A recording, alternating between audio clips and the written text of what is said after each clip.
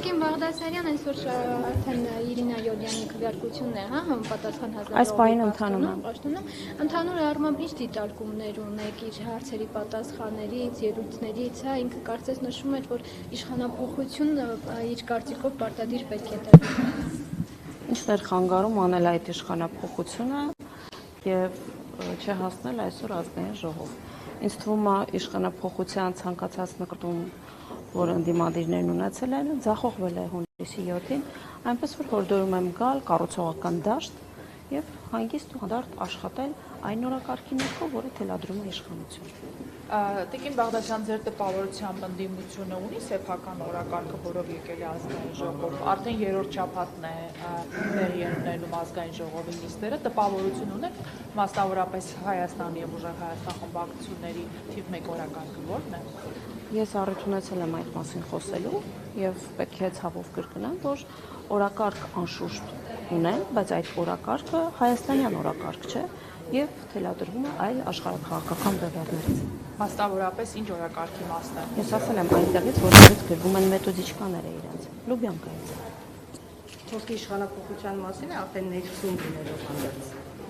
Ես գործընկերոջ հարցին պատասխանեցի օրակարգի վերաբերյալ, ինչպիսի օրակարգ ունեն, ասի օրակարգ ունեն, որը հայաստանյան օրակարգ չէ, Հայաստանի ծանդի։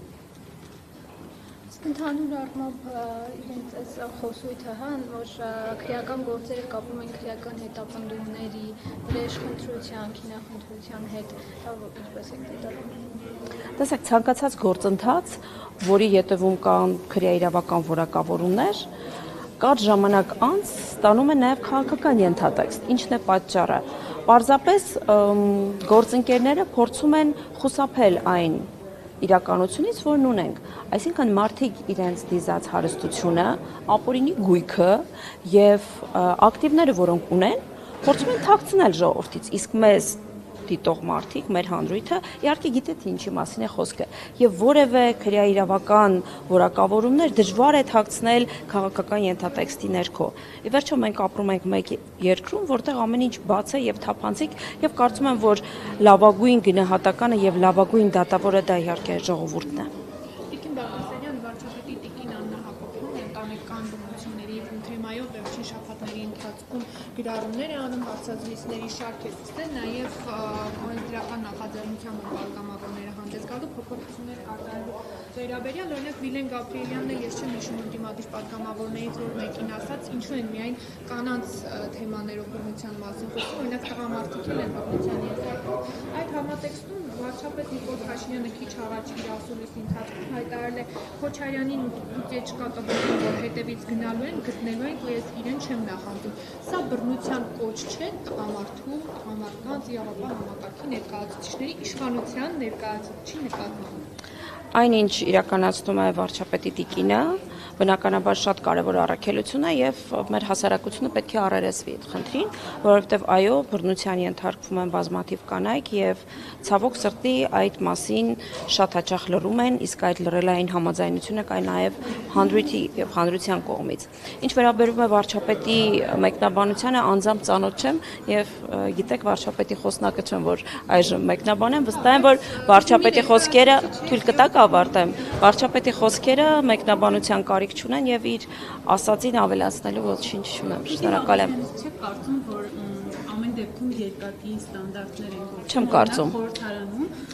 Չեմ կարծում։ Բարեվարկությունից ես ավարտեմ, օրինակ խոսում եք բարեվարկությունից, բարեվարկության կանոններ են այսպես սահմանվում եւ նույն ժամանակ մի կողմից օրինակ վարչապետի ելույթը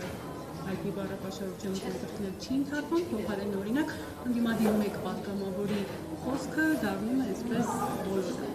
Տեսեք, մենք խոսույթի մեջ պետք է տարբերակենք գնահատողական դատողությունները, որոնք որ կան, եւ պիտակավորումները եւ որակավորումները։ Եվ ես կարծում եմ, որ եթե մենք այդ տարանջատումը իրապես իրականացնենք, ապա նման հարցեր առնվազն չեն առաջանա, եւ դուք ասում եք, ես ձեր հարցը լսեցի, դուք ասում եք չեք կարծում, ես ասում եմ չեմ կարծում։ Շնորհակալություն։ Տիկին Բաղդասարյան, օրերս Էթիկայի հանձնաժողովի կազմն է հաստատվել, ինչպես եք դուք պատկերացնում հանձնաժողովի կազմում, եթե մարդ լինի, որ պիտի ինչ հարցը խախտի էթիկայի օրինակ սահմանված կանոնները, այս դեպքում այդ մարդու էթիկային համապատասխանելիությունը ովքեր պիտի քննեն։ Տեսեք, դուք իրավացի եք, ազգային ժողովի նախագահի կողմից հաստատվել է էթիկայի հանձնաժողովի կազմը, փոխարինող անդամները, ձեր ասած խնդրին մենք չենք առարկեցվի, որովհետև առհասարակ падգամավորի կարգավիճակի մասին օրենքը ասում է, որ եթե որևէ հարց անմիջականորեն առնչվում է падգամավորին, նա հայտարարում է շահերի բախման մասին։ Այսինքն, եթե որևէ խնդիր ապրիորի առնչվի ինձ, ես այս պարագայում շահերի բախման մասին եմ հայտարարում եւ այդ հարցը քննվում է առանց իմ ներկայությամբ, բայց էթիկայի հանձնաժողովի տրամաբանությունը առհասարակ այլ է։ Ինչպես գիտեք, այդտեղ համամասնությունը հավասար է ընդդիմության եւ իշխանության, եւ եթե հարցը վերաբերում է ընդդիմադիր падգամավորի կա բանաձև քննության, թե ինչպես է տեղի ունենում եւ ճիշտ հակառակը, այնպես որ այստեղ որևէ խնդիր չի ծագելու։ Տեսեք, կազմում հանձնաժողովի կազմում կա հոգի Վիլեն Գաբրիելյան, ով ժամանակներ առաջ հայտարարեց մանդատը վայրդնելու մասին եւ հայտարարեց, որ իր արարքը ազգային ժողովի падգամավորի վրա չէ, ոնց է մեկնաբանում իր այնտեղ գտնվելը խմբակցության կոնսենսուսով է եղել, թե հենց ինքն է առաջադրել։ Բնականաբար խմբակցության կոնսենսուսով է եղել եւ ես կարծում եմ, որ Վիլեն Գաբրիելյանը այն բացառիկ падգամավորներից է, ով իր հանրային վարքի համար ոչ միայն մեզ հայտնի Պարսավանքի ինստիտուտին է բախվել, այլ նաև անձնական որոշում է ունեցել մանդատը վայր դնել։ Նկատեք, սա չի եղել կուսակցության դիրքորոշում, սա չի եղել կուսակցության վարչության դիրքորոշում, որպես վարչության անդամ նաև ասում եմ, չէ, այդ ժամանակ վարչության անդամ չի, բայց ամեն դեպքում դա եղել է մարդու անձնական մոտեցումը։ Իսկ ինչ է ենթադրում էթիկայի հանձնաժողովը, որոշակի կարգապահական նաև զգոնություն եւ կարծում եմ Վիլեն Գաբրիելյանը լավագույնս դրսևորել է իրեն եւ սա պետք է լինի օրինակ ոչ թե գործողությունները, այլ հետևանքները բնականաբար։ Շին Բաղդասարյան, քանի որ Գյումրին հիշեցինք, Գյումրին միշտ ենք հիշում։ Վարչապետ Նիկոլ Փաշինյանը բազմիցս է հայտարարել, որ Գյումրիում արտահերտ ընտրությունների կարիք կա եւ Աշնանը հնարավոր ընտրություններ են սպասում։ Դրանից առաջ նշում են, որ այն մարդիկ, ովքեր դերակատարություն կարող են ունենալ ընտրություններում, մասնավորապես ընդդիմադիր թեկնածուներից, նրանք արդեն իսկ հեռու են պահում այդ պրոցեսներից։ Վերջինը Մարտուն Գրիգորյանի կալանավորումն էր, երկամսյա կալանքի է տարվել, ինչպես կմեկնաբանեք եւ նաեւ դուք ձեր թեկնածուի հարցում կողմնորոշվել եք։ Տեսեք, այն որ Գյումրիում արտահերտ ընտրության կարիք կա, կարծում եմ վկայակոչում են փողոցների վիճակը անմխիթար, իդեպ գիտեք վարչապետի հանձնարարությամբ յուրաքանչյուր տարի 25 կիլոմետր ճանապարհ կնորոգվի Գյումրիում։ Բնորոշում են օրինակ երեկ էլի գրառում տեսա, որ երեկոյան ժամերին շների հարձակում կար, հիշում եք գործողություններ ուներ իրականացնելու թիմը, որը չի անել։ Այդ մասին հուշում են լիքը աղբարկղերը, որոնք առկա են, մի խոսքով քաղաքային իշխանությունների անգործությունը եւ այո, Գյումրիում արտահերտ ընտրությունները պահանջ է, հանրային պահանջ։ Գործընթացները բնականաբար լինելու են բացառապես իրավական շրջանակներում, բայց թերևս կարող է սխալվել, բայց ես չեմ հիշում, որ ժամկետ նշված լինի աշունը։ Աշնանը մենք ունենք հերթական թիմ ընտրություններ, այդ թվում նաև Շիրակի մարզում, Գյումրիու արտահերտ ընտրությունները կլինեն այն պահին, երբ իրավական կարգավորումները թույլ կտան։ Ինչ վերաբերում է թեկնածուին, ես կարծում եմ, որ առաջիկայում երբ գործընթացները ավելի գործնական փուլ մտնեն, հանրությանը պարզ կդառնա թեկնածուի անունը։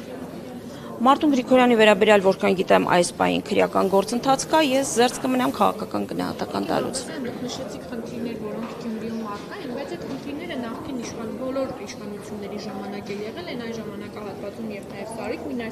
Սարիկ Մինասյանը աղբավայրերը, փողոցները, շները, տրանսպորտի խնդիրի վերջո հանրապետության երկրորդ քաղաքում տրանսպորտի խնդիրը եթե չասենք ահավոր վատ վիճակում է գտնվում, դա մեղմ ձևակերպում է։ Սարիկ Մինասյանը պաշտոնավարել է, ինչպես գիտեք, երբ որ նախկին իշխանությունները կազմալուծվեցին, այսպես ասած, անգործության մատնվեցին, վարչապետի որոշմամբ նշանակվել է եւ կարճ ժամանակահատված պաշտոնավարել է, իսկ գիտեք, եթե համայնքի ղեկավարը չունի ավագանու աջակցությունը, իսկ շատ գործողություններ, օրինակ շների ապաստարան կառուցել եւ այլն։ Պետք է բյուջեն եւ գործընթացը հաստատվի ավագանու որոշմամբ։ Եթե չի եղել ավագանու ինստիտուտը, հնարավոր չէ, որ թիմը լիակազմ գործի։ Եվ ես դեռ համաձայն չեմ, որտեղ կարճ ժամանակահատվածում Սարիկ Մինասյանը կարողացել է ցուցաբերել իր լավագույն որակները եւ գյումրեցիների արձագանքը ակներ է վեր այդ ընթացքում, նույնիսկ այն ամենապրիմիտիվ լիազորությունները, որ թիմը ունի, թիմի լիազորությունները իրականացնելու առումով։ Եվ ես ձեր կարծիքը կներեք երբեք չեմ կիսում, որ այդ կարճ ժամանակահատվածում Գյումրիում փոփոխությունները նկատելի չեն եղել, կարող եք հարցնել այն պարոն Մխիթարյանին, որը վստահ եմ իմ հետ համակարծիք կլինի։ Քանի որ երկրորդ նախագահ Ռոբերտ Քոչյանը կանոնավորված է, Տիկին Բաղդասարյան այսօր էլ ազգային ժողովում Հայաստան դաշինքի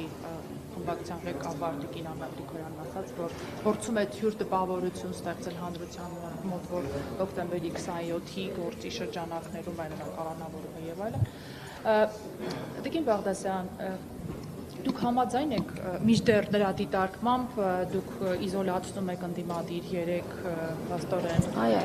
քաղաքական բեռների լիդերներին, դուք համաձայն եք Տիկին Գրիգորյանի այդ դիտարկման հետ, որ քանի որ առաջիկայում շատ լուրջ զիջումների եք պատրաստվում, այսպես ասած կտրում եք ընդդիմադիր 3 բեռների լիդերների գլուխները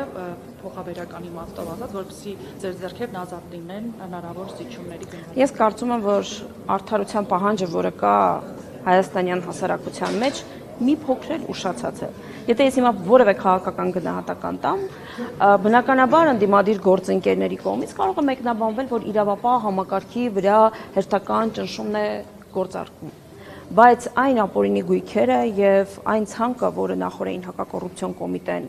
հրապարակել էր, իսկ հակակոռուպցիոն կոմիտեն բարձր ինչ գործերով է գործառույթ իրականացնում, ընդհանրապես գիտեք, չէ, որ ապօրինի գույքի գործերով անցնող մարդիկ հակառակ նորմն է գործում եւ իրենք պետք է ապացուցեն, թե ինչ ծագումնաբանություն ունեն նման գույքերը։ Ես կարծում եմ այս էպոպեային մենք առիթ կունենանք դեռ երկար հետևելու եւ որոշակի եզրահանգումներ անելու, իսկ այն պահանջը, որ ասում եք ընդդիմադիր գործընկերներին գլխատելու քաղաքական առումով կամ այլ գործընթացներ իրականացնելու, դա մեր հանձնառությունն է եղել եւ ժողովրդի պահանջը եւ ժողովուրդը 720,000 քաղաքացի գնացել եւ քվե է տվել մեզ նաեւ դրա համար եւ մենք ընդհանրապես առաջնորդվելով ժողովրդավար երկրների սկզբունքներով իրականացնում ենք ժողովրդի կամքը, որովհետեւ Հայաստանում սահմանադիրը ժողովուրդն է եւ ուրեմն ճշմարտությունը բխում է ժողովրդից։ Տիկին Գրիգորյանի մատնանշած մոտիվը, որ առաջիկայում զիջումների եք գնում, հետեւաբար Ես չգիտեմ Տիկին Գրիգորյանը ինչ մտայնության մեջ է, ինչ է ուզում իր խոսքով ասել, բայց ես կարծում եմ, որ Տիկին Գրիգորյանի խմբակցությունը, երբ որ ամեն անգամ ասում է, թե մենք ինչ ենք կարող ժառանգել ձեզանից, մի բան ժառանգել եք։ Պատգամավոր, որը իրենց ֆրակցիայի ղեկավարն է։